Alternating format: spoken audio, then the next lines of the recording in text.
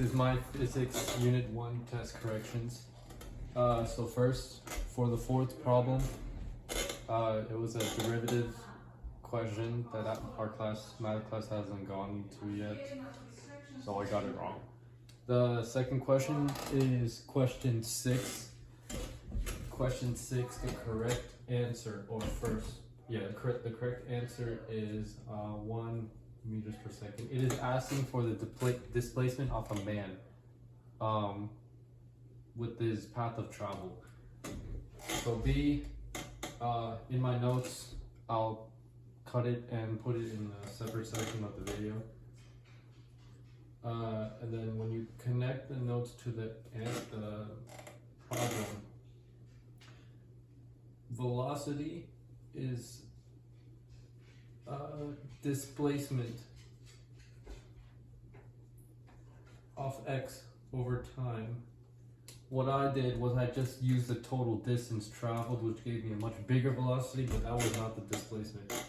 So the displacement the man traveled was 30 meters. And if you calculate the time from that question, it gave you 30 seconds. So that gives you 1 meters per second.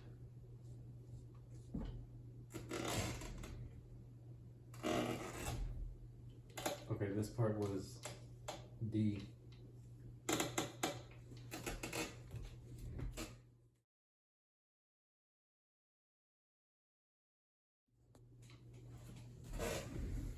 So the FRQ question, I got 3 parts wrong on it.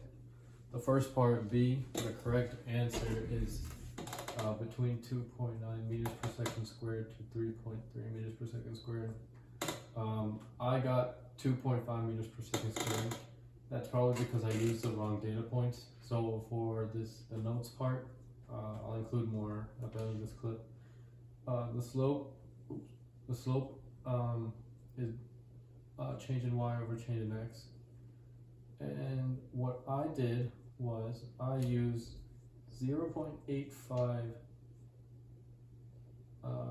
meters per second at 6.7 seconds minus 5.1 meters per second at 5 seconds, which gave me 2.5 meters per second squared, negative. It's maybe because I misread the data points. So when you use a really more accurate,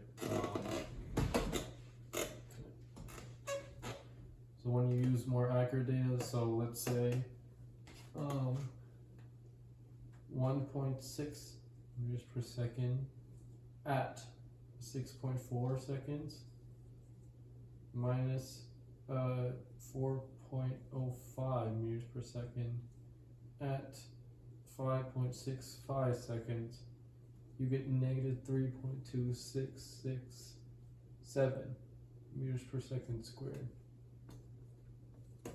And that is how you get your correct answer using even more accurate data points.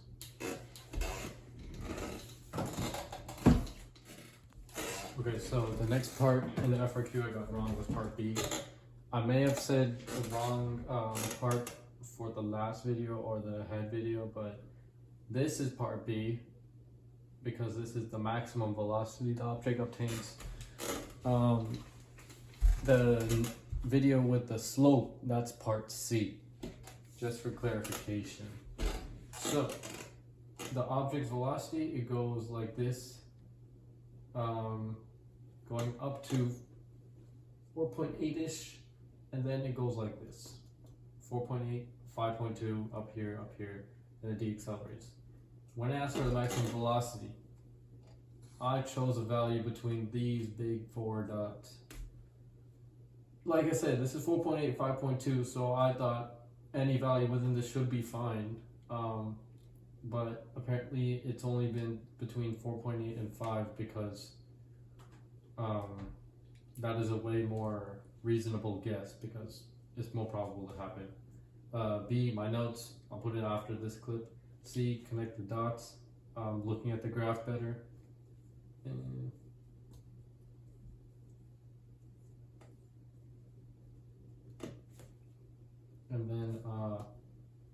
D, like I said,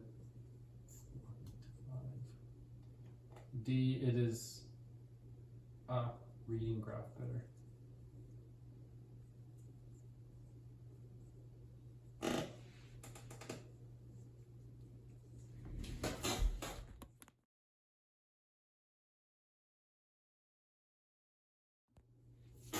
Okay, so the last part in this FRQ that I got wrong was part E. So E, it is asking you for the force diagram of the object of the golf cart while it is deaccelerating.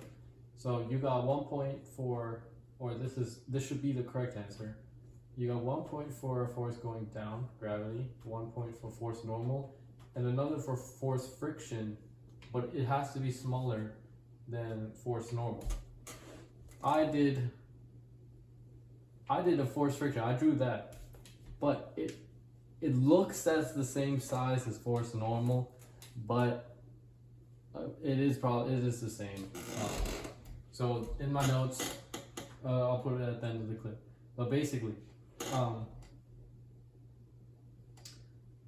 force friction, it can be 1, but it is extremely hard, especially I don't know if air resistance can get to a coefficient of 1, but force friction cannot. I don't think it can go to 1 when it's when the air resistance is pushing back. So I would say for this that air resist does not have enough force to have a mu of 1.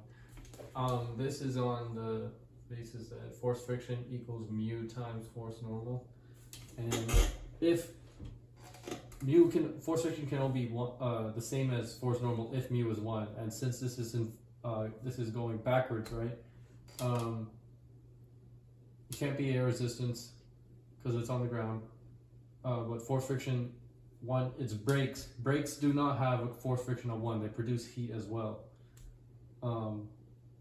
So it does not, it does produce heat, but brakes cannot have a coefficient of 1, and then that will result or give a result that the arrow of force friction must be smaller than force normal.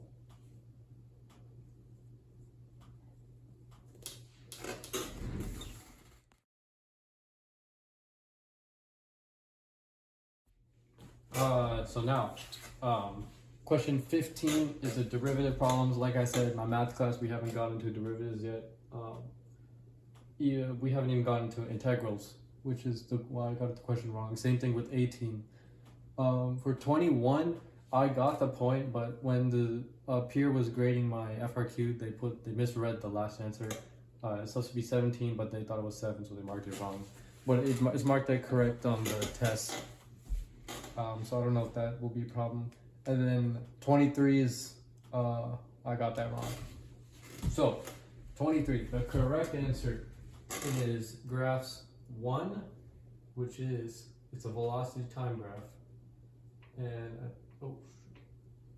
it's a velocity time graph, and at 3 equal intervals. It goes, the first one goes like this. The second one goes like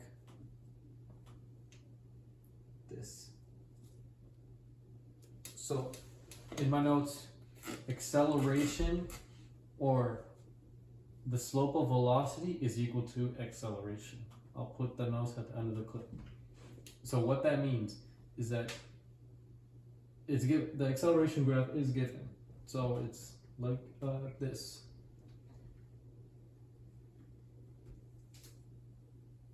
Okay, so it is constant, but it is negative down here, and it is constant but positive up here. So what that means, in segment 1, the velocity has a negative slope. It is decreasing.